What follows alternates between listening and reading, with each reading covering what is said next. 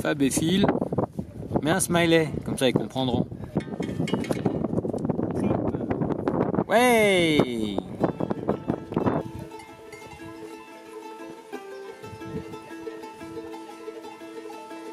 Donc l'idée, c'était d'aller jusqu'au Dachstein, qui est donc un massif en Autriche. Et une fois qu'on est arrivé là-bas, on passait en fait de l'autre côté de la crête des Alpes.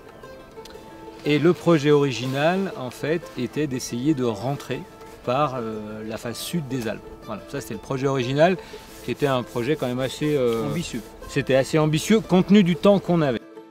L'idée, c'était de se balader le long de, on va dire, de routes qui sont beaucoup utilisées en parapente, et puis d'essayer de conjuguer le parapente avec la montagne, faire un peu du voyage au long cours, en se déplaçant par la voie des airs et puis aussi par voie terrestre.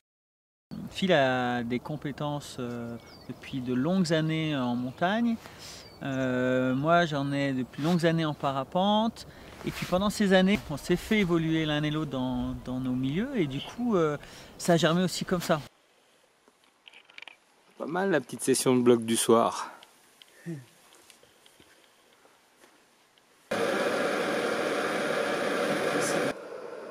C'est un peu le jumeau, tu vois, parce qu'en fait, quand moi je suis à Cham, ils m'appellent tous Philippe, et quand il est chez moi à Annecy, mais ils l'appellent tous Fabien. C'est pour ça qu'on a mis, tu vois, orange, vert, pas qu'on se trompe. Hein. C'est parti. Après un beau petit vol. Annecy-Chamonix, c'est fait. Annecy-Chamonix, fait, marqué. Marqué. C'est parti pour la suite. À plus.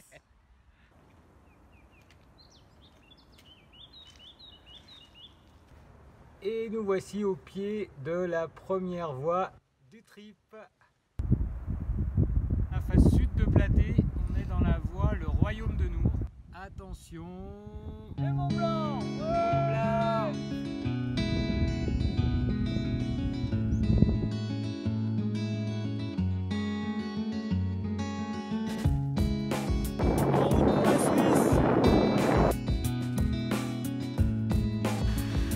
Petit coin où on va bivouaquer ce soir.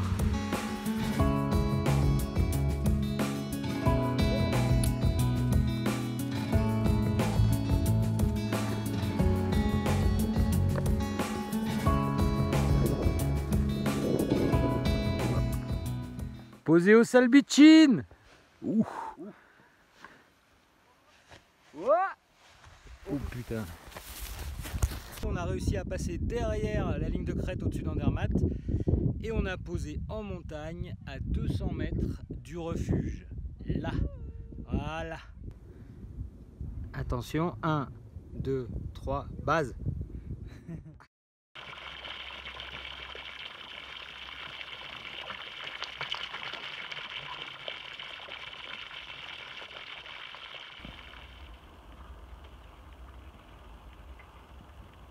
Vous avez dit 1h30, hein. Pour Pas que c'est de la face, non, 1h10.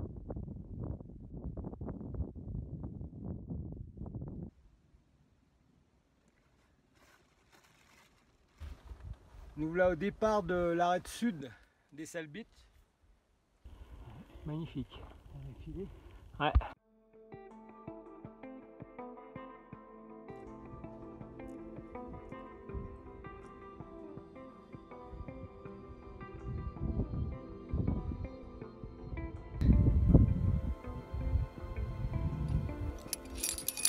Et mon Philippe dans l'arête sud.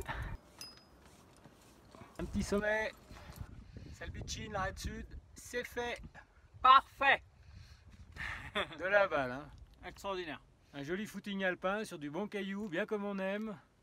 Allez, faut nous en remettre 1 kilo ou 2, on prend.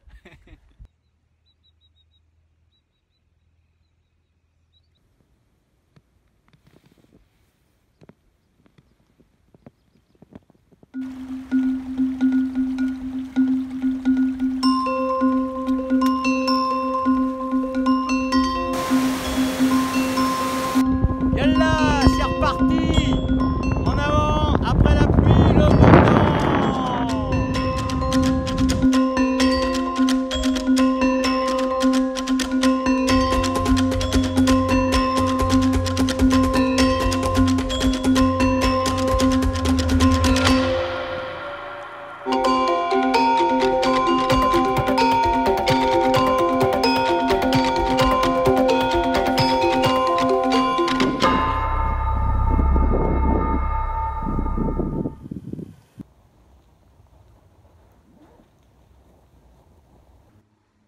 T'occupe pas des signaux, pousse sur le barreau.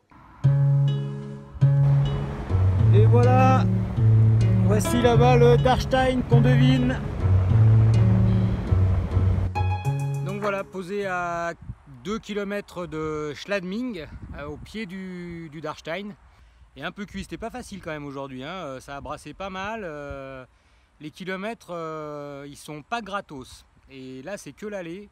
Le retour, il y a moyen que ce soit au moins aussi compliqué. Oh, dis donc, on va se marrer.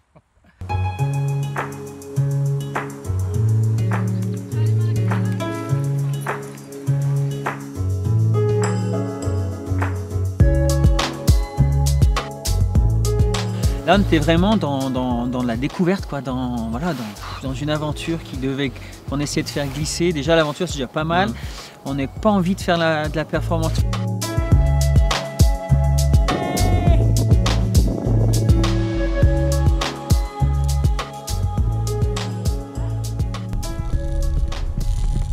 Les apprentis slackliners en herbe.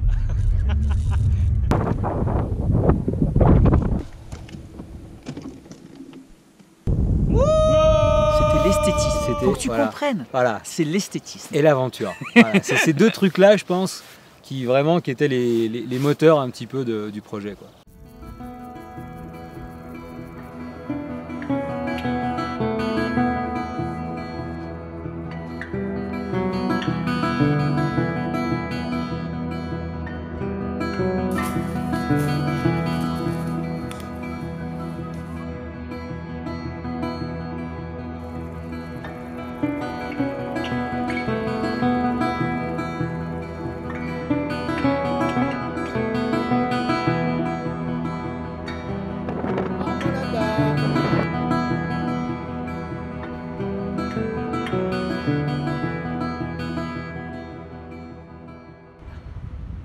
Devant nous, c'est Brunico.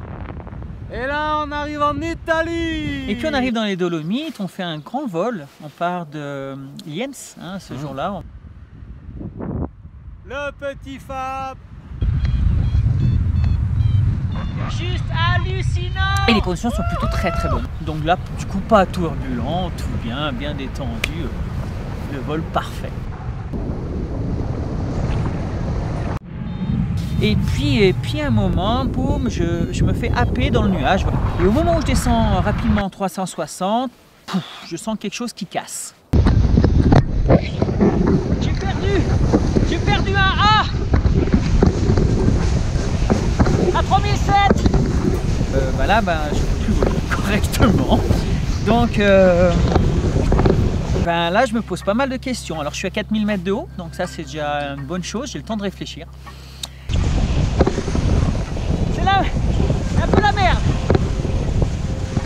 J'ai la moitié de mon parapente qui tient plus et l'autre qui est en train de flapper. Pour l'instant ça va, pas trop de soucis. Je sais pas encore comment je vais atterrir. La problématique c'est que là, si je fais ce cours, le secours n'est pas dirigeable. Donc en fait, je risquais de percuter des falaises de 1000 mètres, de planter dedans, et comme j'avais pas le réchaud, c'est toi qui avais le réchaud. Moi qui avais le réchaud, ouais. Du coup, je me suis dit non. J'espère poser dans un arbre, pas trop loin de la civilisation. Dans le thermique, donc là-haut, je trouvais que ça descendait pas très vite, donc j'ai trouvé ça plutôt pas mal. Sauf que quand j'en suis sorti, ça descendait plutôt vite.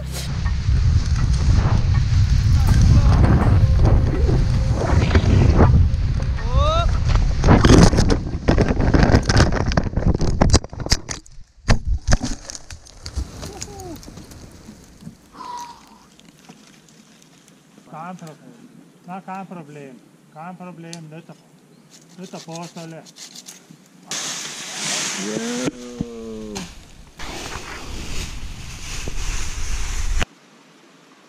La seule problématique à ce coup-là, c'est pas ce jour-là, ça c'était bien géré, c'était parfait, c'est qu'après on grimpait dans les Dolomites et ça m'a mis un gros coup au moral, quoi.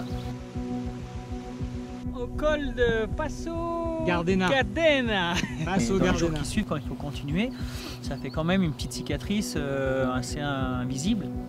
Il faut un petit peu de temps avant de s'en remettre. Un choc psychologique malgré tout, c'est voilà, c'est dur à surmonter. En fait, ça m'a mis un gros coup au moral, plus la fatigue un peu du truc. En fait, j'avais plus confiance au matériel, quoi.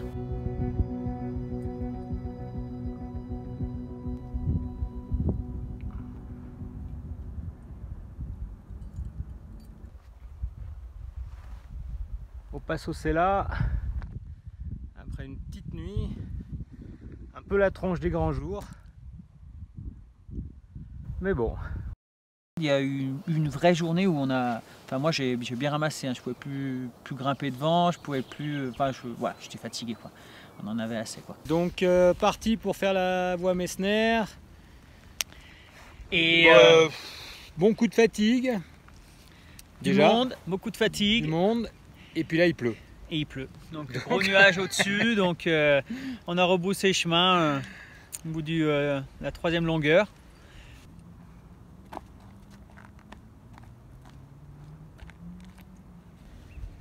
Alors toujours la gueule des grands jours. Du coup c'est pas pour rien. Bien senti la fatigue aujourd'hui dans la Messner là. Au bout de 3-4 longueurs, moi j'ai pris un bon coup de 12. Et puis Fab était guère mieux que moi. Donc ouais, psychologiquement un peu entamé là. Je pense que les 2 semaines passées commencent à se faire un peu sentir. Donc là on va se reposer un peu et puis envisager la suite de notre petit périple. On a pas mal de petites bricoles, pas mal de bobos physiques, des petites contraintes sur le matériel également. Bref, voilà, il faut un peu qu'on fasse un vrai point et puis qu'on remette un peu de jus dans les batteries pour que ça reparte dans la joie et la bonne humeur, voilà. J'arrivais pas à avancer, c'était incroyable. J'ai dans la tête, il y a 12 millions de questions, enfin tu vois. Ça a été... Il a fallu que je prenne un peu sur moi quand même, hein. Ça a été pas facile. J'avais vraiment envie de continuer, mais je voyais que moralement, là, moralement, physiquement, tu vois, j'y arrivais plus, quoi. Alors, on a quand même fait du vol de site et ça nous a fait du bien quand même. Ouais, c'était sympa. Il y avait d'autres pilotes qui étaient là, qui étaient montés parce que les conditions étaient bien. Discuter un peu avec les gens. Enfin, ça remet un peu ça remet de la moraline un petit peu dans le. Là, t'as les accus, ils remontent au vert, touk touk touk touk touk touk. C'est à ce moment-là qu'on se dit bon bah ok, on observe les conditions et on se projette un peu dans les conditions pour le retour, puisque là on était à notre point où normalement par rapport au projet on serait revenu sur nos pas. Alors après la petite escalade, c'est l'heure des décisions tactiques et du coup les décisions, on vient d'en prendre une assez radicale puisqu'au vu de la météo, des foyers orageux, du vent, etc., ça nous paraît Compliqué de rentrer à la maison. On va essayer de rejoindre Bassano. Bassano dal Grappa. Voilà. Sortir Loin des au Dolomites, sortir des grosses montagnes. Et encore une fois, on n'avait aucune pression de qui que ce soit. On n'avait que à nous rendre encore le projet et continuer encore les jours qui nous restent avant d'aller au boulot à optimiser. Donc du coup, voilà, on a continué sur ce rythme-là. Ouais. Parce qu'on a emporté et du matériel de parapente, et du matériel de bivouac, et du matériel d'escalade traditionnel. On ne connaissait pas grand monde qui l'avait pratiqué de cette façon-là, quoi. Et pas aussi long. Voilà, et pas aussi long, et du coup, on a porté quand même. Hein, Ouais, c'est vrai qu'il y a 23 kilos. 23 kilos, ouais. Ouais. C'est sympa, ouais. Donc voilà, malgré tout, c'est aussi ça. Si la performance pour moi elle est là, quoi. C'est porter un gros sac.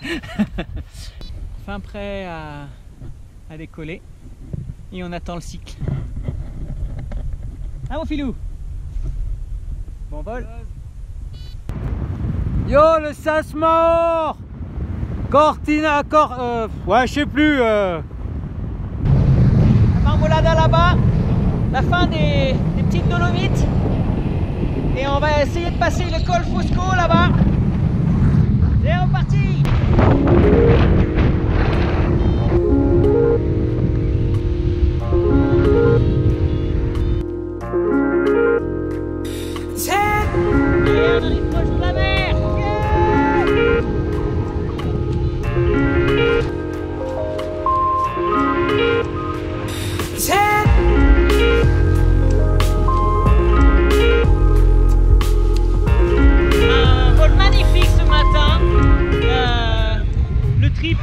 extraordinaire. Cette traversée des Alpes est fantastique, ça va bientôt toucher à sa fin. C'est juste un bonheur. C'est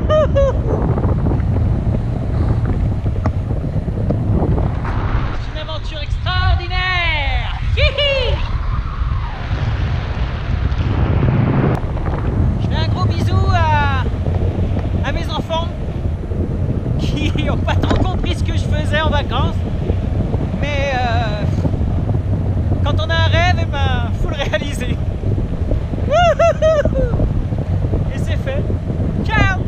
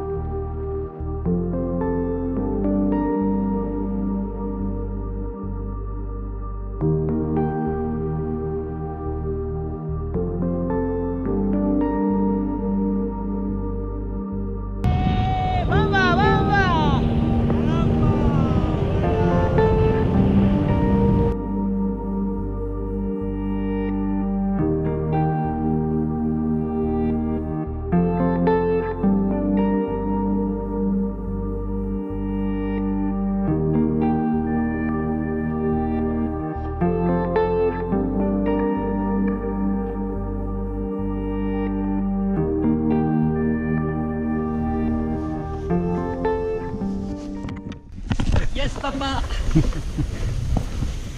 The end. La petite caille. Excellent. Là, on a retrouvé tous nos copains, les moustiques. Sauf qu'ici, les moustiques, ils te piquent pas. Non, ils te piquent pas. Non, ils font une biopsie profonde de ton corps. Et comme en plus, on s'est mis dans un coin là où il y avait des nuées de moustiques, et ben c'est sympa. Hein, on s'en a bien profité. Donc là, on voit que Fab est encore ici. Je vais aller vérifier si on lui a extrait tout son sang ou s'il lui en reste encore un peu.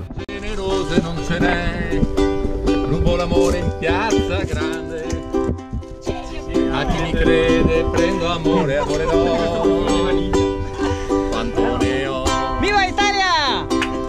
A modo mio, quel che sono l'ho voluto io. A modo mio, se avrei bisogno di carezza anch'io. Le retour, c'est comme les thermiques, hein, il faut pas rater les transitions, sinon ça prend du temps. On fait un vol de 10 heures aujourd'hui. Ouais, 10 heures de vol, un grand cross, mais d'une seule traite. Posé à la maison, cette fois-ci c'est bien fini. Fab a posé aussi à la maison, c'est cool. Et du coup on va pouvoir se reposer avant de repartir pour encadrer les stages monosurface et puis les stages vol bivouac. Je crois qu'on est à peu près calé. Allez, ciao!